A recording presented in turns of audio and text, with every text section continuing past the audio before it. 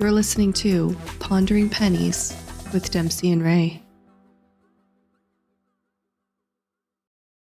All right, so how was your week this week? It's pretty good. Sick with COVID this week. Just kind of bedridden for most of the week, and didn't really get much accomplished.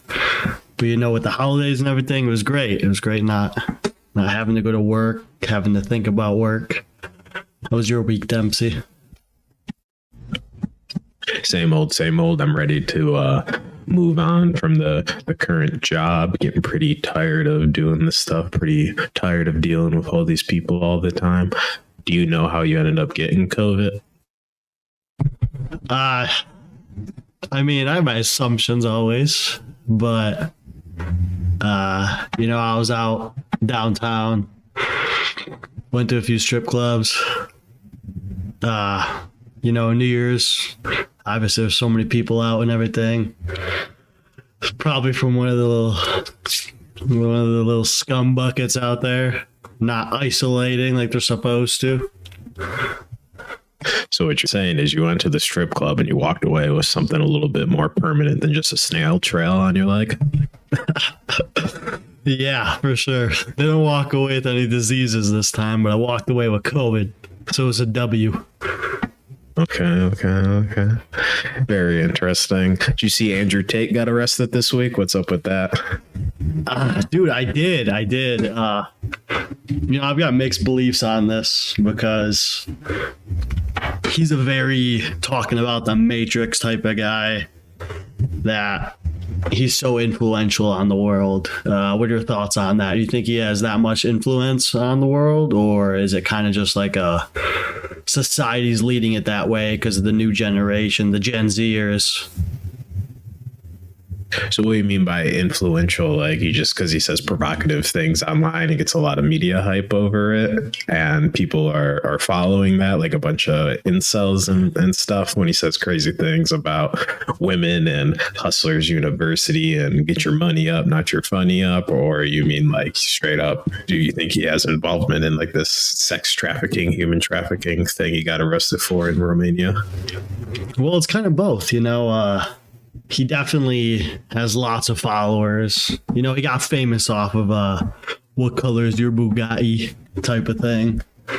And yeah, he just like, do you think he only got so famous and that like because of that, and that with it leading this way, that the Romanian government and or the world necessarily is like, hey, he's got so many different types of theories in his head, and we gotta stop him because he's got so much influence on people? That sounds a little conspiracy theory to me. Like the world governments are trying to take him out because he's got the woke pill swallowed and he's red pilling everyone that listens to him and stuff. My only skepticism about him getting arrested is if he really was involved in human trafficking, like he can't be that stupid, because it's got to be like a character he puts on to. Yeah, and the character is like what brings the hype in and everyone wants to see him and stuff. Or maybe he is just actually crazy and like manic or something. But like if you're involved in illegal activity like human trafficking, I could only imagine you wouldn't want the spotlight on you. Yeah, right. And like, but my only thing, I read a bunch of articles and everything saying like what happened, what the theory was. And it was a different house that his girlfriend owned that got called on. Like it wasn't even the house he lives in. They were like, oh, he's got girls there. Yeah, so it was his girlfriend's house. And his girlfriend was like, runs a business to where girls come in and they do video chats. Kind of the same way Andrew Tate started, how he made so many millions. And it was a completely different house that he doesn't even own. Like his name's not attached to the house. His name's not attached to her business, for what I know. And now they're saying, Andrew Tate and his brother, Christian Tate? Yeah, Christian Tate. They're saying there's human trafficking. Like, come on, there's no way. Like, for you to release Christian already, but keep Andrew Tate back because Andrew Tate is so much more bigger than his brother. I don't think so.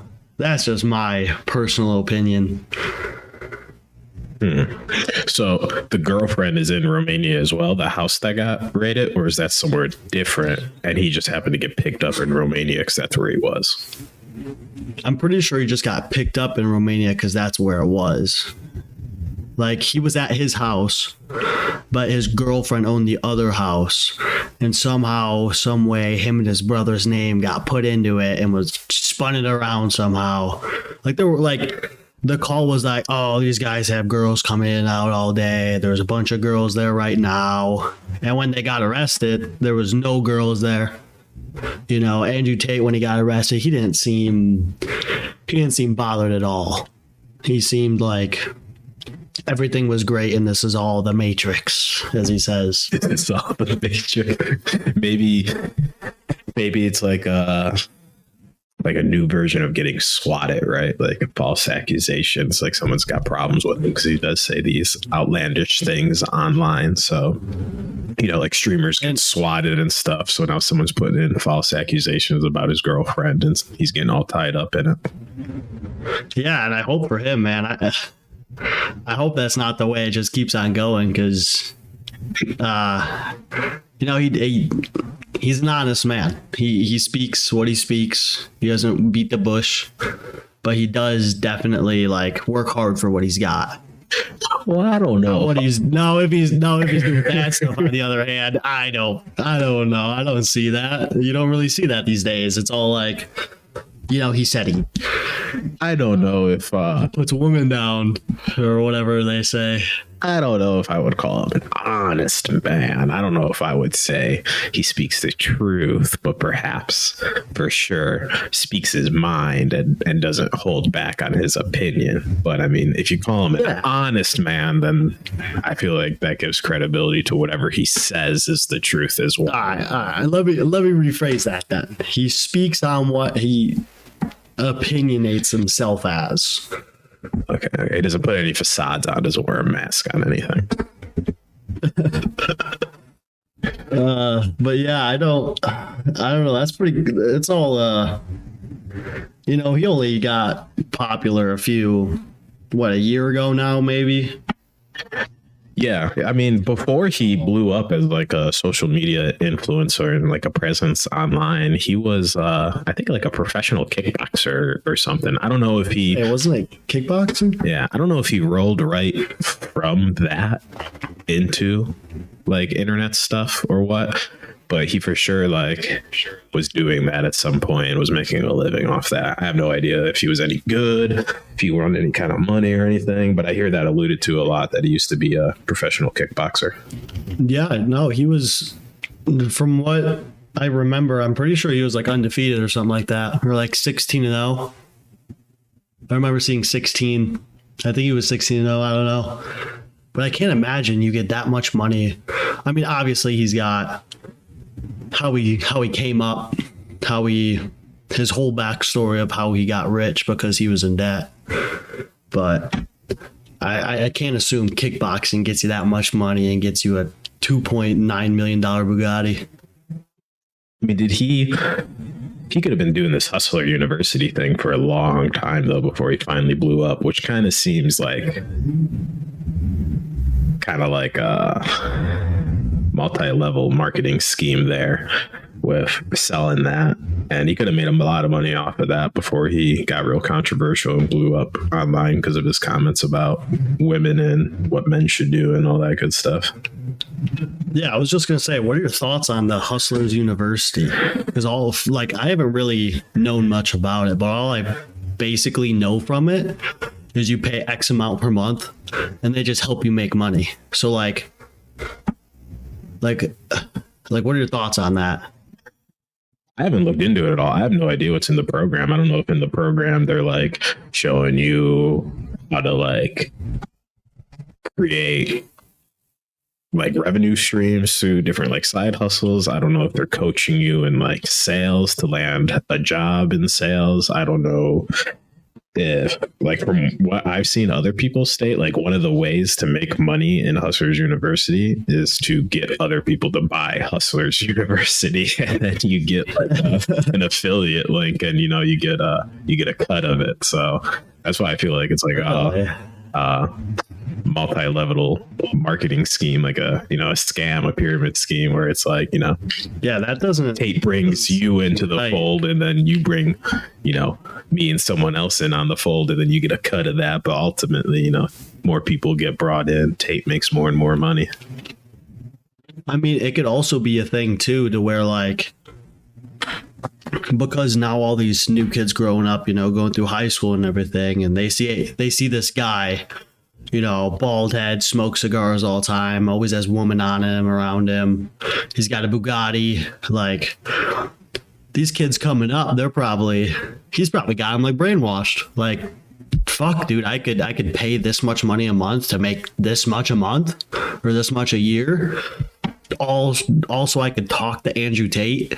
Like, there's definitely a lot of marketing scheme behind it, I'm sure. Yeah, it's the young millennial generation and the older Gen Z kids who, they've all known the internet and social media and these influencers their whole life, and they don't stop to think that that's all curated. Like, you're always seeing them at their best, and you're seeing what they want you to see. So they're like, oh, Hustlers University, like, that's my gateway to be a billionaire, to get fast cars, fast women, drugs, the lifestyle. Like, that's what they're looking for, but they don't realize that's not how it works. And leading that onto like the drugs and everything, did you see El Chapo's son got arrested in Mexico? No, I mean, that's not the first time he got arrested, but the last time I knew he got arrested, like, literally the cartel just rolled up and were like, we're gonna take him back. They're like, oh, yeah. So that's what's going on right now. There's a bunch of riots over there. Pretty sure I saw this morning on the news, like 29 people were killed the other night. Because like riots going down in every city, because really, El Chapo's got such a big influence in that country. So like, the people are upset that his kid got arrested and they want him out, or like, are these bad actors? Like, are these just cartel members like running rampant in the streets, and then like the news is reporting like, oh yeah, this is the average Joe walking around the street, he's upset that El Chapo's son's in jail, but realistically they're all dudes on the payroll. Yeah, I mean, I mean, every time El Chapo's got arrested, or his wife, or the son, it's always been, the country just goes nuts, dude. Like, nuts. Like, they're trying to burn the friggin' country down. Well, I don't know. I've never looked much into it, right? But like, Mexico isn't like a failed state, but obviously it's not incredibly prosperous either, and has a lot of corruption in it. So it'd be interesting to see, like, I'm sure the cartel does like hearts and minds campaigns where they do things for local communities and outreach programs where like, they're doing bare minimum services that like probably in most first world countries the government would provide, and then in turn the civilians are like, well, look what this guy's doing for us. Yeah, he breaks the law, he does some questionable things, but the government isn't doing this for us. So if he doesn't, no one is. So maybe we turn the blind eye to some of his personal dealings. Oh, for sure. And then that leads me to the... Go ahead. What were you saying? Oh, that leads me to the next thing, with their leader and what it's their president, right? They call him the president there. Yeah. It's not like a dictatorship in Mexico. I mean, I don't know how, on the up and up that whole process is, kind of like Putin is the president of Russia, but we all know how that's working out. They do call him the president. I don't know how, corrupt or non-corrupt that office is, though, when it comes to, actual counting of the votes and everything.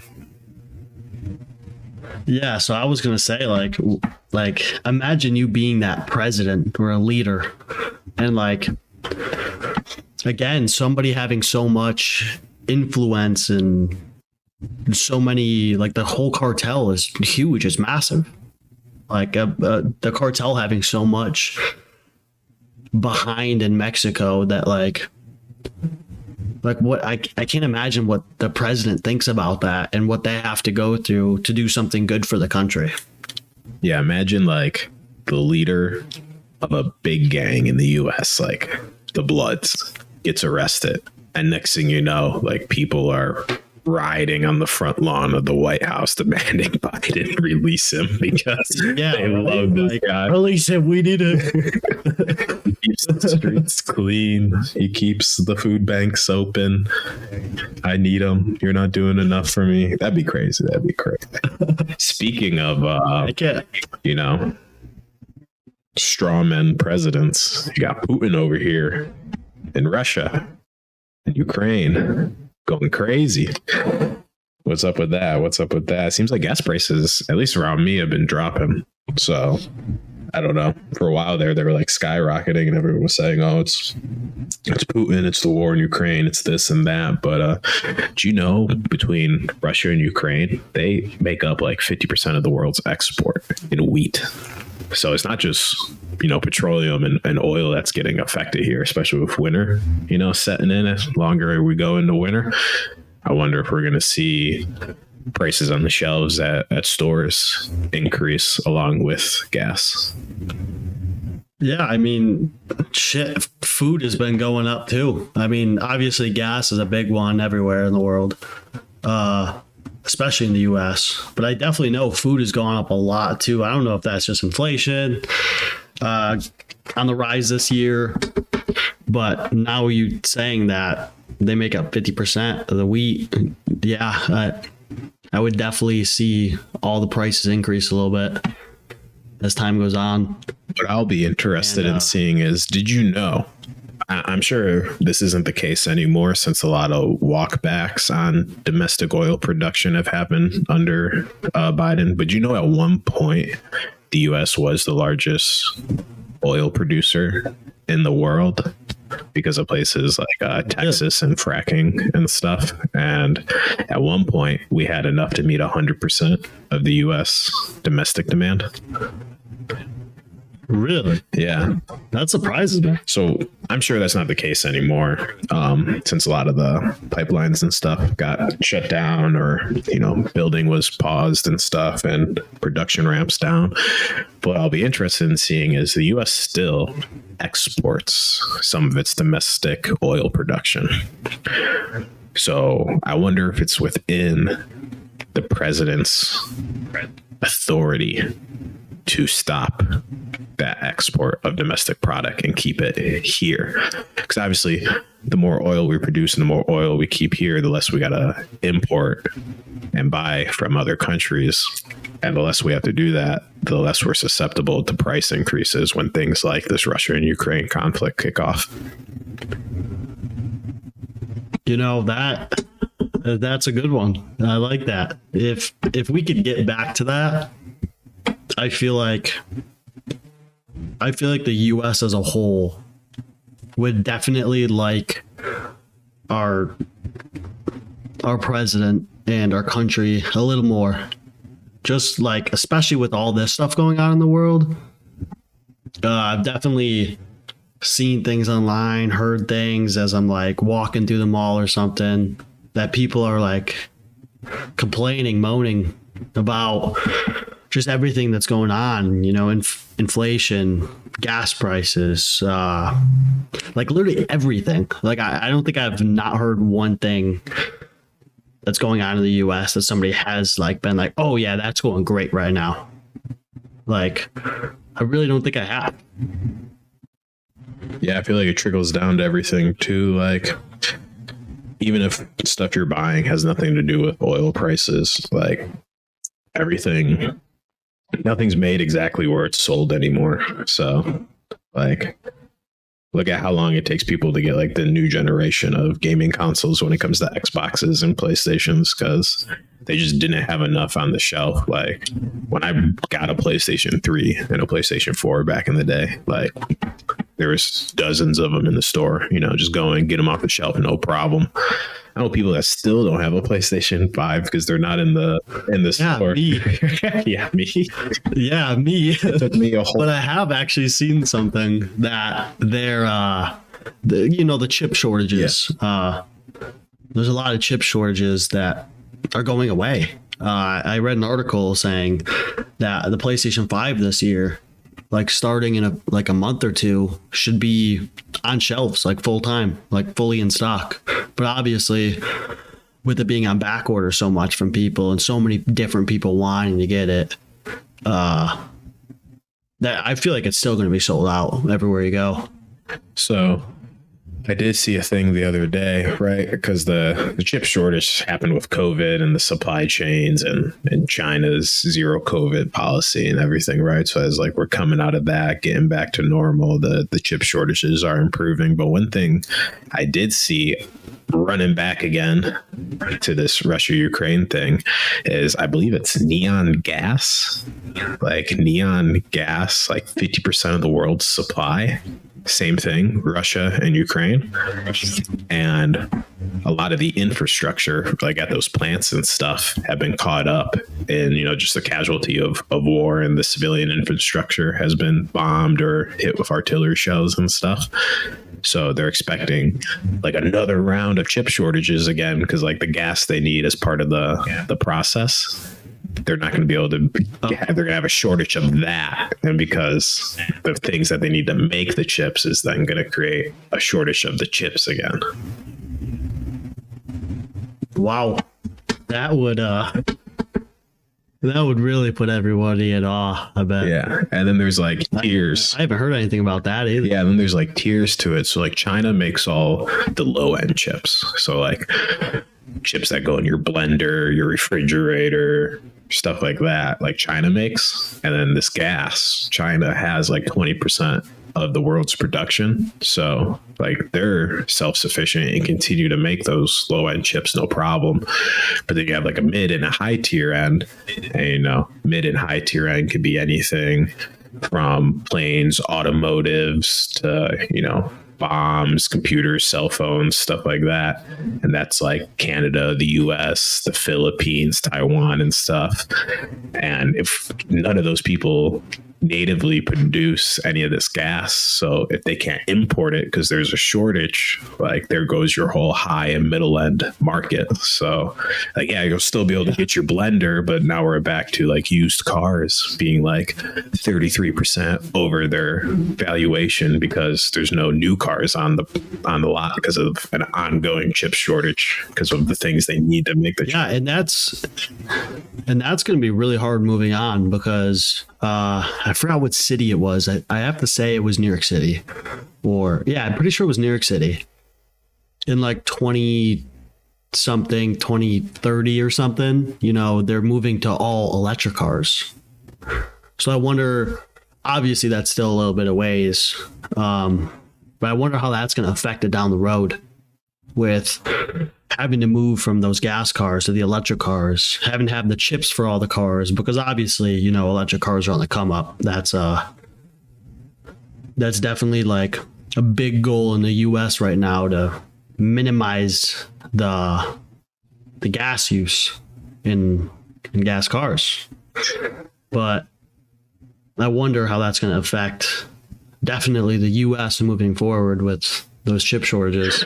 Yeah, I wonder where they get those chips from, because I think this year was a record year for car deliveries for Tesla. So like, do they got a stockpile of chips, or is it different chips? Are they, whatever kind of sophistication of level of chips that they're using, just not affected by what's been going on? Because I feel like we're just now coming out of this chip shortage. So why wasn't Tesla affected? Or are they just paying, premiums on these chips and outbidding the competitors to make sure they still got a stockpile of them? But I didn't know New York City was. It is Elon Musk. It is Elon Musk. It is Elon Musk. He got a bunch of money. He's willing to do whatever with that. He spent all that money on his own own SpaceX, and he'd blow up ships every week and shake it off like it was nothing. Yeah, he's got SpaceX to launch ships into outer space. He's got Teslas for self-driving cars. He's got the Boring Company for digging tunnels and stuff. I think the Boring Company is the one that made that flamethrower they came out with too. Don't quote me on that though. They came out with a flamethrower? Yeah, a flamethrower. It's like it looks just like a big like Star Wars looking gun, and like a little tiny nap gas canister like screws into it and it shoots a flame out of it. Yeah, I wonder how much that's selling for, because his Tesla tequila was pretty expensive. Yeah, I don't think it's like an ongoing thing. I think it was more of a publicity stunt. Like, they made 3,000 of them or whatever and sold them, and then once those sold out, that was it. But still, pretty sure it was that Boring Company of his that did that. And then he's just got that side project. He's like, you know what? I'll buy Twitter, because why not? Yeah, right? Did you actually see he's trying to get like a new CEO or something? Like he's like basically giving it up is what he's like putting it out to be right now. I mean, he'll still own it though, you know what I mean? Since he took it private. But yeah, I don't know. I don't know if he's like manic, ADHD or something, but he does things like releases polls on Twitter and stuff like, should I quit as the CEO? And then people are like, yeah. And he's like, oh, okay, yeah, sounds good. He's like, wait, what? You just spent how many billions, tens of billions of dollars to buy this company and run it, and then you just let random people on the internet on a poll just be like, yeah, you should step down and let someone else run it. And he's just like, the people have spoken. You guys are just telling him what he's gonna do. But real question though, what do you think about all those Twitter files that were released that says, we gotta take these people off Twitter, we gotta take these politics off Twitter, we gotta do this, and how it led back to the government? What do you think about that? I will say, I haven't looked too much into it, but over the years, like, our government has done a lot of bad things since 1776. You know what I mean? So I wouldn't put it past them to do that. So I feel like there's always a new thing that gets declassified where, the government was either like, at one point they were like intentionally giving Black people syphilis, I believe it was, and not telling them and letting it run its course to see the effects of the STD on the body untreated, to better document it. Like, these dudes thought they were like getting the flu shot or something, and they hit them with syphilis. And then there's like multiple things where like the government planned out false flag operations in order to like drum up support for a war or something, and then most of them luckily were like, yeah, we're not gonna do that. That's a deal breaker for us. But I mean, but we'll give all these other people fucking syphilis. That's crazy. That's like so horrible. Like, I can't even think about if that was me, like the government, like, oh yeah, here's the new flu shot we got for you. Stab, fucking, now you got syphilis, bitch. Like, what? Yeah, so things like that I haven't really read into the Twitter stuff, but like, looking back on the track record, it wouldn't feel like it'd be also on the other end of the conspiracy theory spectrum if you thought like, there's no way, like, our government's the good guys, they never do anything wrong, like there's no way they're capable of doing this. Like, either ignoring the past or you're just not aware of the past. Yeah. And that, with those Twitter files too, there was a bunch of stuff about how that swayed our last election between Trump and Biden. And that, like, just reading everything that you know, kept Trump from getting himself out there, getting his ideas out there and what he believes in. Obviously, he was the president before, so he still knew a lot about him. But, you know, it's swaying the election. You know, I wonder, all the people in the world finding that stuff out now. And they're like, holy shit. Like, yeah, it's definitely one thing. How could you guys do this? Like, I believe a company that has no ties to the government should be able to do what they want in a free society. But it's definitely one thing for like Twitter, Facebook, Instagram, Snapchat, all these massive media conglomerates, you know, to decide they don't want to put that stuff on there. But from the little snippets that I did read, like, it's completely different if we got 3-letter agencies like FBI, CIA, like all these different groups reaching out to Instagram or Twitter or whatever, and they're like, oh yeah, like this person, you have to remove them or like suppress their content or keep people from seeing it. Like, then that's them actively aiding, you know, the government or people in the government or certain political parties and gaining power, retaining power. Like, it's definitely super shady and undermines a constitutional republic in my eyes. Oh, for sure. Like, obviously, if you own your own company, you're allowed to do what you want. But there's that fair, thin line to where you can't step over that, especially with suppressing views and, you know, that are free of speech. You know, you can't. There's that thin line.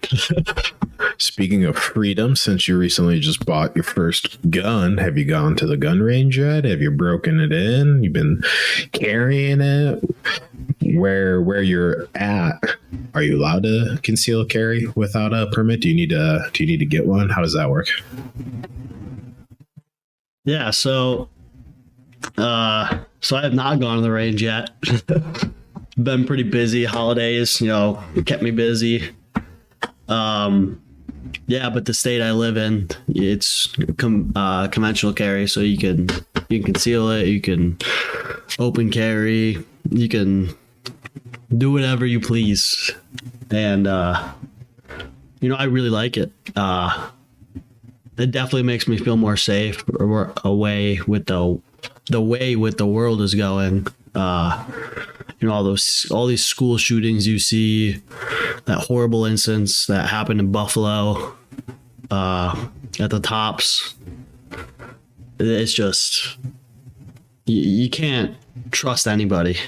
And if it comes down between me holding a gun, whether it's in a state I can or cannot, like what option do I have with the way the world's going? Even though I'm allowed to in this state, you know, it's, the world's turned into a scary place just due to just the way the world has shifted with all technology and everything. But yeah, I love it. It's great. Yeah, all these places that these stuffs are going down at too are like all soft target locations. Like, schools are always gun-free zone. Like, you don't see people walking into police, you know, departments. You don't see them walking into gun ranges and committing these acts of violence and starting shootings. You don't see people walking into gun shows and just opening fire. Like, it's always a school, a hospital, a supermarket or something, right? And, you know, 9 times out of 10, these shootings stop when the first gun arrives on scene, whether that's that dude with the cig in the church that shot that guy because he was in attendance when it happened, or, you know, it's some kind of responding police officer or resource officer or something. But, you know, it always ends when another gun arrives on scene. And a lot of time there's like so many things, like, these people get the guns illegally, or, you know, they had undiagnosed mental health disorders, or like it comes out after the fact, like, oh, this guy was on an FBI watch list, or, you know, it had been called in several times, all these different things and warning signs that could have caught it early. But for some reason, like, you know, they're either hitting soft targets or these dudes are slipping through the cracks. Yeah, and back to the schools, that I don't know why, you know, the resource officers there that are officers, they're cops, aren't allowed to carry with them.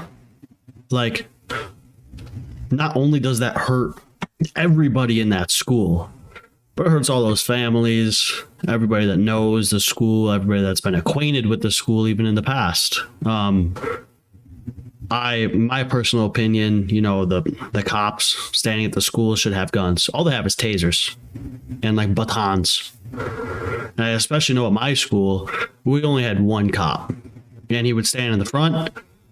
And, you know, going to the school, we always find our ways into the school without having to go through the front.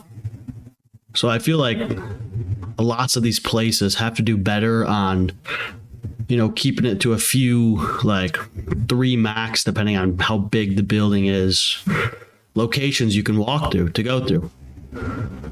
Because I know, like, you could easily find a window or anything at anywhere, hop in and start blasting up the place. But I feel like, especially in schools, teachers should be trained on gun safety. They should be allowed to carry. They should have to go through these classes to keep these kids safe. Yeah, I see a lot of what most would consider conservative leaning states starting to pass laws. I don't think it requires teachers to carry guns in school, but it gives them the option to, if they want to attend a course and, you know, get certified or licensed or, you know, whatever the school is requiring for them to carry. But I know a lot of states are passing laws giving the teachers the option to do that if they want. I haven't read anything or seen anything on like the participation rates of that though. Like if Texas passed it, you know, if 99% of teachers are walking around with Glocks now, or, you know, if it's 2% or what. But I know that option is being made available to some people, so it's interesting. I'll tell you what though, speaking about guns, I bought a suppressor back in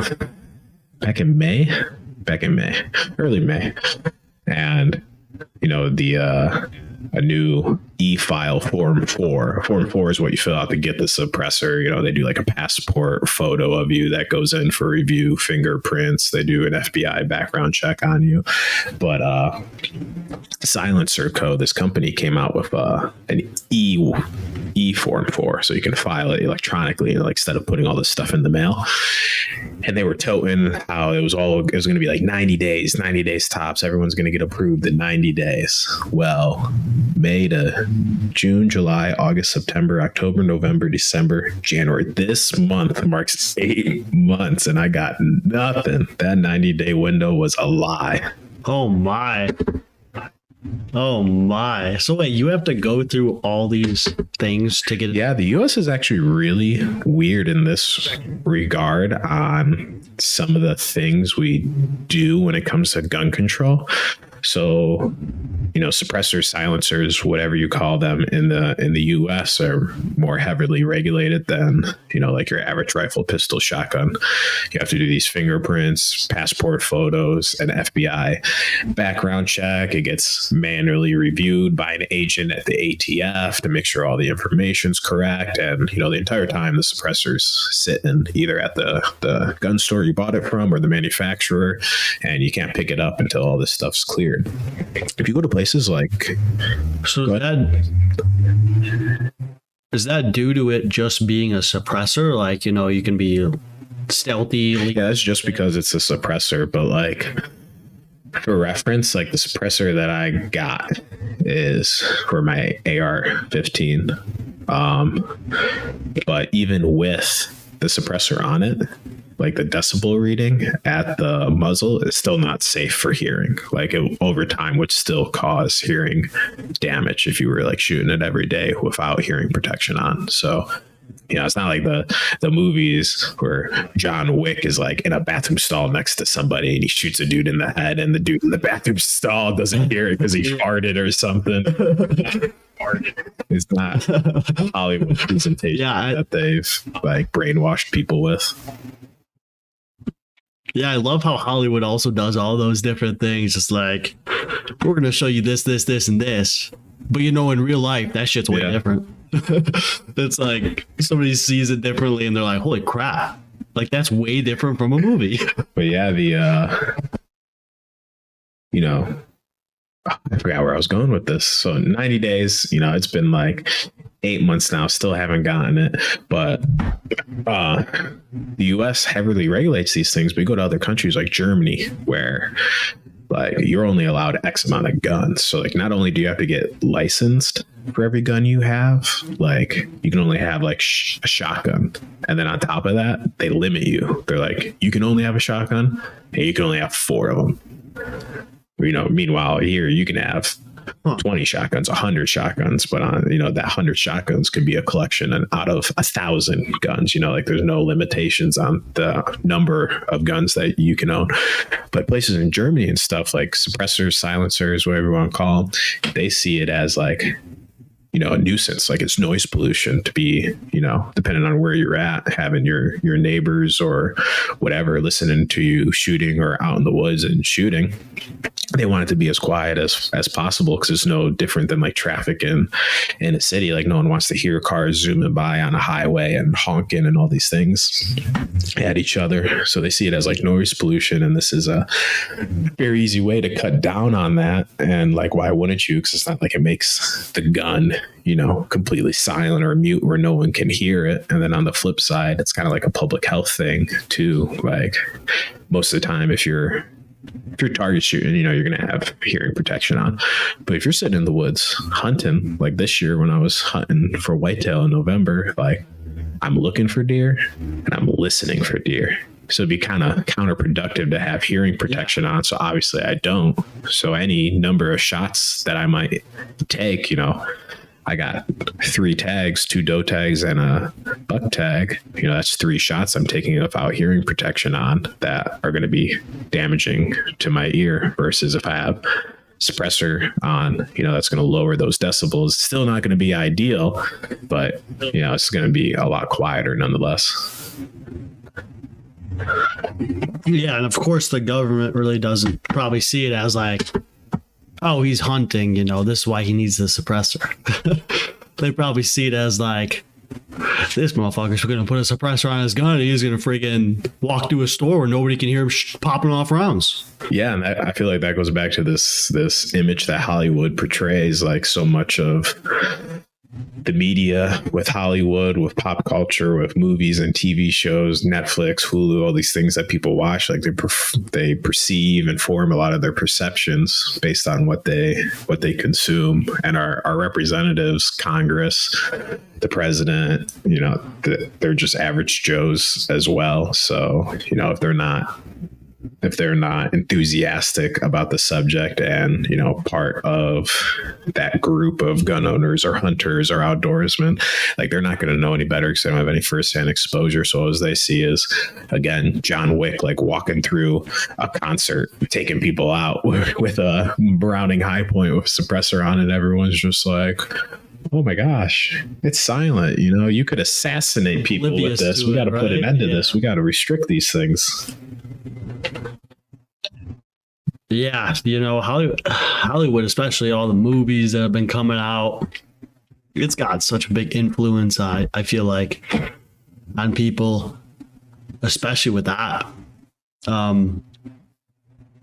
But like you never see that. Like that's not really realistic. Yeah, as far as I know, there's never been a crime committed with a suppressed gun. Never been a mass shooting committed with a suppressed gun that I know of. I guess never say never, don't speak in absolutes, but as far as I know, there's never been a mass shooting committed with a suppressor on the firearm. Damn. I mean, I wouldn't think of like, if you're doing a mass shooting, I wouldn't think of using a suppressor. Like, what's the point? Like, to those people, you know, they've got something wrong with them. You know, that's not what they're worried about, too. So, like, I wonder why it has such of a big influence on, you know, you'll get it in 90 days with 200 different pieces of paper you got to fill out. You got to pass all these background checks. Yep. Now, I keep getting all these emails now, too, from the ATF. They're like, and every time I see the ATF email, I'm like, oh, it's finally happening. It's here. The wait is over. I can't wait. And then I click the email and I read it, and it's like, schedule maintenance for the website. And I'm like, oh, my gosh, they're playing with me. They know what they're doing. Yeah, right. They're just trying to tease you a little bit. But let's get into the sports world a little bit. I just recently found out that I learned the other day that Aaron Rodgers. Guess how old Aaron Rodgers, when he joined the league? Oh, I don't know. I feel like when you know, it just looking at his face, you know, the beard starting to turn gray. You know, I would say the last 2 or 3 years, like since beginning of COVID, he has not aged well. I'm not a fan of the slick back do he's got going on lately, the longer hair. I would say he's probably in his late 30s, you know, just based on the age of like a QB in the NFL. And he was like in his prime when I was graduating high school and stuff. But I wouldn't be surprised if he was like early 40s. But I'm guessing he's younger than Tom Brady. Yeah, so he's younger, 39. But I just recently found out that he's dating the Bucks owner's daughter. She's 26, model, pretty. Seeing that out of Aaron Tampa Bay Buccaneers. What do you think about that? No, the Bucks, like the Milwaukee Bucks basketball team. How old is she? Did she say? 26. I mean, obviously, like, age isn't the biggest thing in the world, you know, but it kind of came out of nowhere. You know, he looks like a grandpa. Yeah, I guess. I mean, it's what, 13 years? 26 to 39? Yeah, I mean, that's not horrible. You know, it could be. I feel like the older you get, the less weird the age differences seem when you got big gaps. Like, you know, a 1 and a 14-year-old dating is, you know, you're like, what the fuck's going on here? This 14-year-old kid needs to be talked to, if not locked up.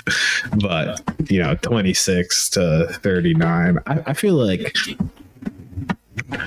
probably that's like, when we're talking double digits, like your mid 20s is where it stops to seem less weird. Like you got an 18-year-old. And you had 13 years on that, a 31-year-old, you're like, oh yeah, like 18, that's legal. But I mean, like they're also could be a senior in high school, like they're going to prom, bro. What are you doing?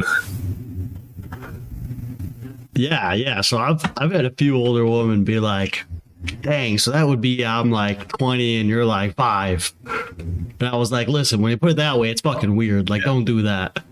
Like, I don't know why people kind of shift. My aunt and uncle, fun fact, on my dad's side, my uncle is, I believe, 18 years older than my aunt. But he was my aunt's second husband, sugar daddy, and they met when she was 30, I believe. So obviously 30 and 48 doesn't seem as weird as, you know, an unborn baby and an 18-year-old. Yeah, you know, it's not as weird once you get to the older age, but when you do look back on the younger ages and you're like, oh yeah, you know, I was 18 and she was just born, you know, it's a little weird. But you know, you grow old together and, you know, you get health conditions, you know, say you're 90 and your wife is 70, 20-year difference. You know, all those health conditions start coming in, and I kind of just live for lonely a little bit. So I mean, I guess there's downsides, but there's also upsides to it. Yeah, you finally retire. You're in those golden years, 50, 60, 70, 80, spending time with your significant other. But instead of spending time with them and doing the things you enjoy, you got such a large gap that, it's just you taking care of a 90-year-old instead.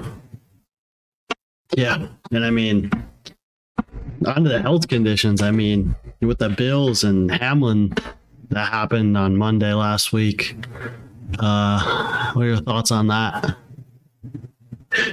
Yeah, it was like I was saying in our group chat, it was thinking it was like a cardiac event induced by trauma where the heart's just beaten, and you take a traumatic hit to the chest right at the perfect time where your heart's contracting or relaxing, and it just throws off the whole rhythm. Yeah, I mean, that's horrible for him. I definitely read a lot about what happened and how it affected everybody. I mean, what people were saying at the stadium, it was silent, dead silent. Like you could drop a penny and hear it. That's how quiet it was there. And you could ponder that penny when it hit the ground, eh? Exactly. And then, with pennies, oh my gosh, his toy fundraiser he started it, I think it was his senior year at University of Pittsburgh.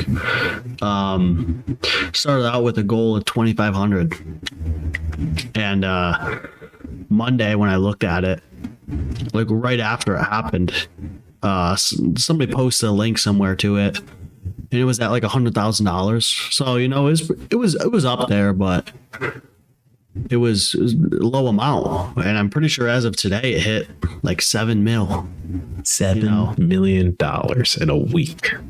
Yeah, and I mean, that's support from everybody. There was even this one guy that spelled his name wrong when he donated 5K, and he spelled his name wrong, so he donated another 5K.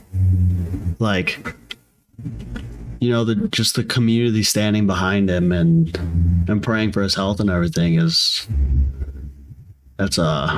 touching, very touching. Yeah, I was wondering when I was watching the game, like at one point the announcer said like they're gonna give the players and the teams 5 minutes to like warm back up again before they jump into things here, and then they end up like going to the locker rooms for a little bit, and like the whole time I'm thinking, I'm like, you gotta cancel the game, right? Like there's no way you could have them come back on the field and keep playing. One, if nothing else, how the players are feeling after watching their teammate get taken away in an ambulance after having CPR performed on them. But two, like imagine the PR implications of that. Like I could see the headlines now, like player dies on field and NFL demands play 5 minutes later. Like it would be horrible. Oh yeah, and from what I know, they haven't rescheduled it. They had to play it within 2 days, and they said they weren't going to play it, but why'd they have to play within 2 days? Because that's the rule. That's like the NFL's rule. When a game gets canceled like that while in play, they have 2 days to replay the game. And there was another instance to where it happened. I'm pretty sure there was like a hurricane or a tornado a while ago, and they had 2 days to replay it, and they replayed it at a different field. I didn't know that. I figured they could just reschedule it for a different time or something. I heard that either they could replay it or both teams could take it as a tie. Yeah, so I haven't seen them saying they took it as a tie, so I don't know how that affects postseason, but I know it. Yeah, I'm a huge Bills fan. I hate the Chiefs, but I heard it puts the Chiefs as the number one spot, and I'm pretty pissed. Yeah, that's because of how it's handled. I mean, like, obviously don't play the game after that happened. Like, I'm not saying that. That's good for them for not resuming the game, but just for the way it affects postseason. Yeah, I know the Bills needed to win out in order to clinch home field advantage if they went the distance against the Chiefs. Any losses or any ties would have given the home field advantage over to the Chiefs. So I'm not, but if it's not a loss or a tie, like, you know, they just counted as 16 games instead of 17. Like, I don't know. Yeah, I don't really know, but I mean, it'll all work out eventually, and you know, season's gonna go on. They play this Sunday again, and I'm excited to see it. Is there a break? There's a break, right, when they play the Pro Bowl in between the regular season and the playoffs? Yes, yeah, they give them a week off just so the Pro Bowl can happen. Teams can still practice. Players don't really have to miss, you know, obviously a postseason game. So, like, technically, so they could play that week. Yeah, they could, but you know, the Bills and the Chiefs have a lot of people in the Pro Bowl.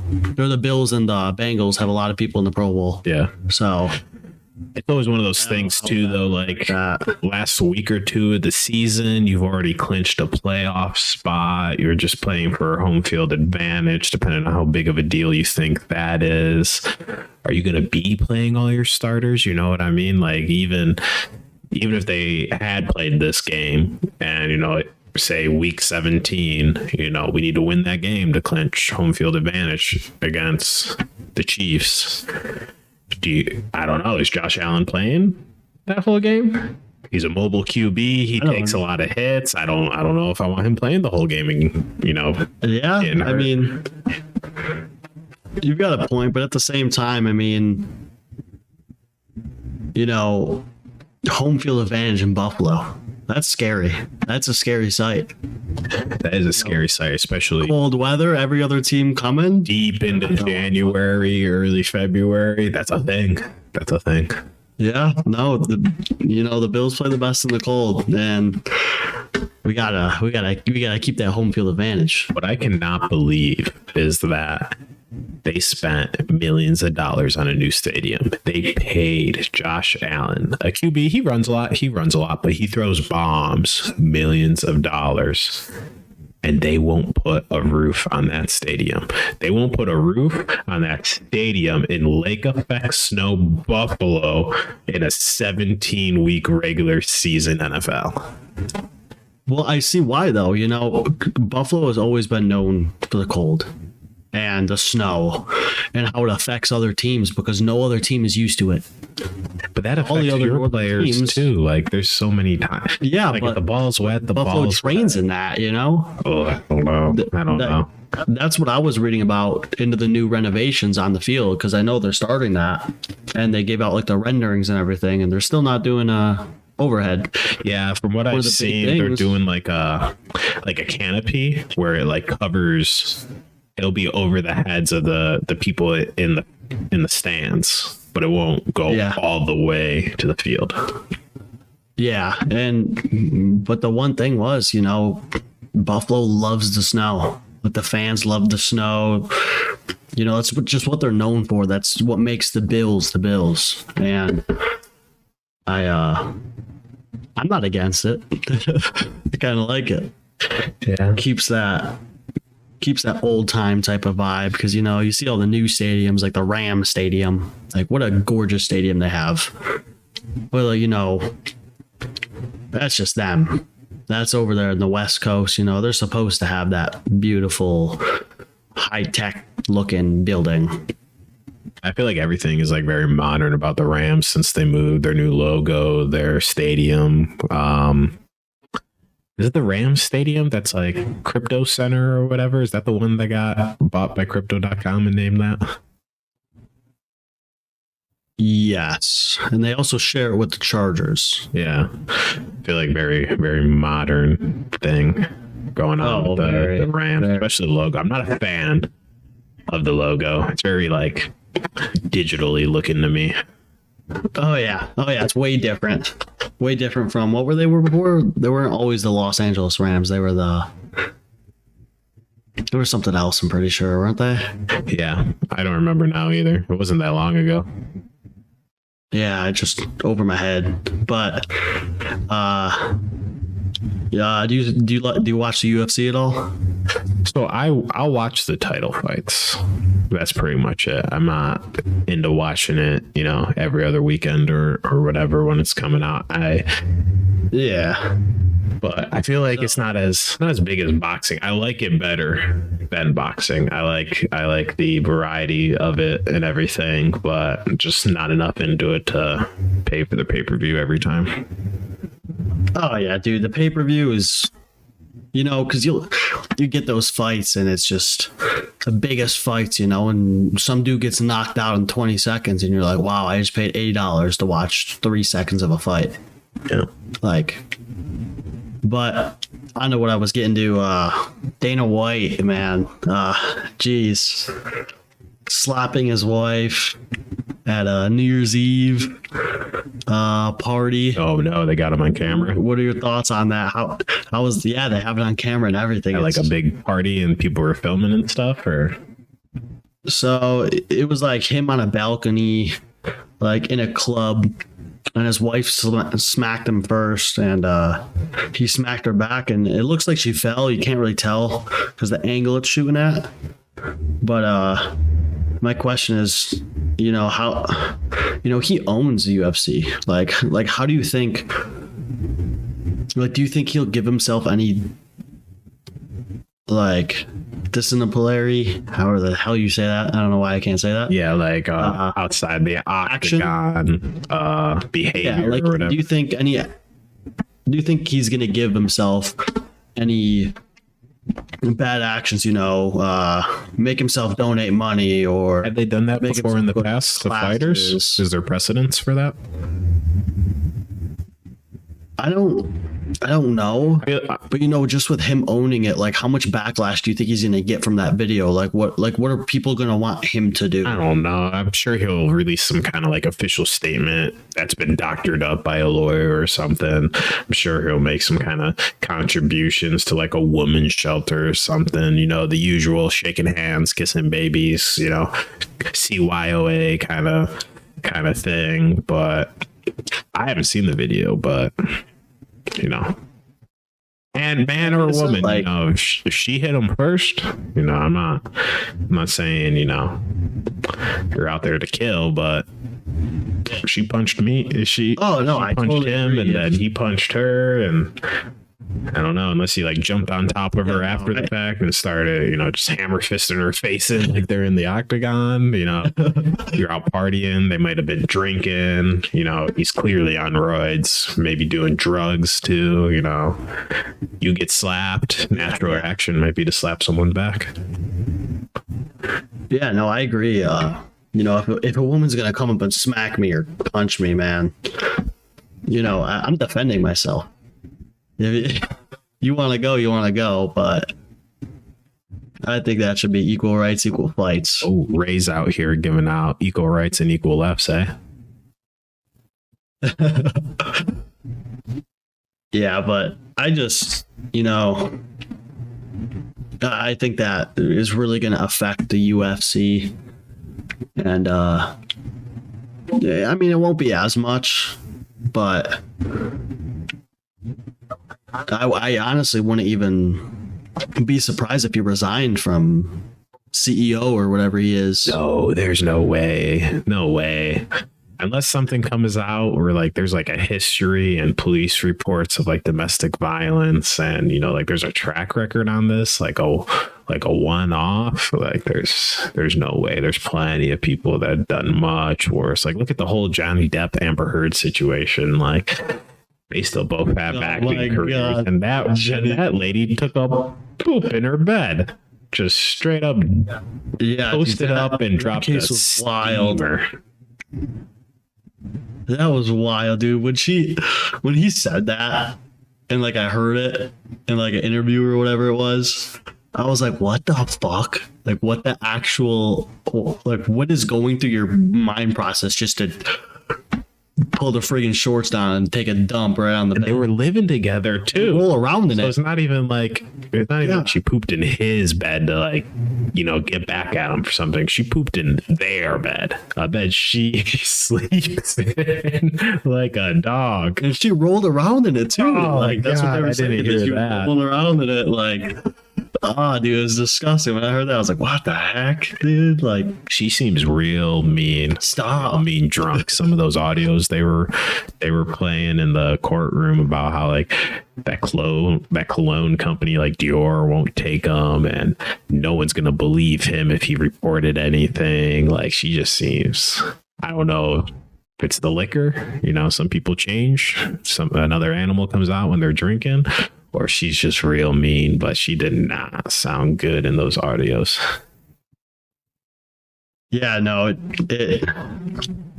that was just like total disarray from where I thought she was and who I perceived her as with everything that happened. Yeah.